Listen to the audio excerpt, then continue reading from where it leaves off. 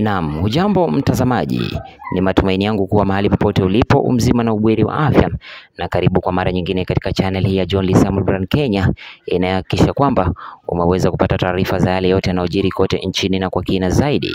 Iwapo ndio mara yako ya kwanza kujiunga katika channel hii, basi hakikisha kwamba umeweza kusubscribe ili ukaweze kuwa katika nafasi nzuri ya kuweza kupata taarifa zaidi kadri inapotukia.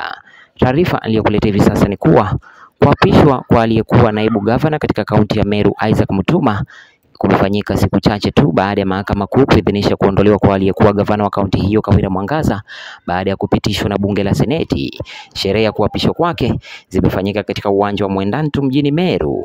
Baadhi ya viongozi waliohudhuria hafla hiyo ni pamoja na waziri wa maji Eric Muga, PS Patrick Kiburi, naibu gavana wa Laikipia Ruben Kamuri, miongoni mwa viongozi wengine.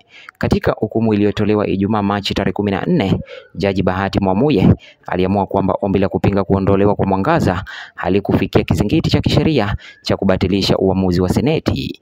Jaji alithibitisha kuwa Mwangaza alipewa haki ya kusikilizwa na kutupilia mbali ombi lake la kubatilisha notisi ya gazeti la serikali inayothibitisha kuondolewa kwake.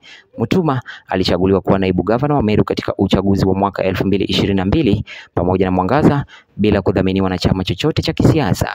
Waliibuka na ushindi wakiwabwaga waliokuwa vigogo wa kisiasa huko Meru, akiwemo aliyekuwa gavana Kirauti Murungwi na mtangulizi wake Peter Munya. Kabla ya kuchaguliwa kwake, Mutuma alihudumu kama afisa mwandamizi katika huduma ya magereza ya Kenya na alifanya kazi kama mchungaji katika makanisa ya Methodisti ya Kenya. Ana stashahada ya juu katika saikolojia ya uchunguzi inayokwenda kwa kimombo criminology kutoka taasisi ya mafunzo ya Kenya katika haki ya jinai, pamoja na shahada ya uzamili katika theolojia kutoka chuo kikuu cha Kenya Methodist. Maseneta 26 mnamo Agosti tarehe 21 mwaka 2024 walipiga kura kuunga mkono shtaka la kwanza la ukiukaji mkubwa wa katiba na sheria zingine.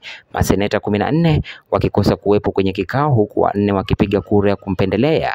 Katika shtaka la pili la utovu wa nidhamu, maseneta 26 walipiga kura ya kuunga mkono kuondolewa kwake madarakani, 2 dhidi ya huku wengine 14 wakikwepa.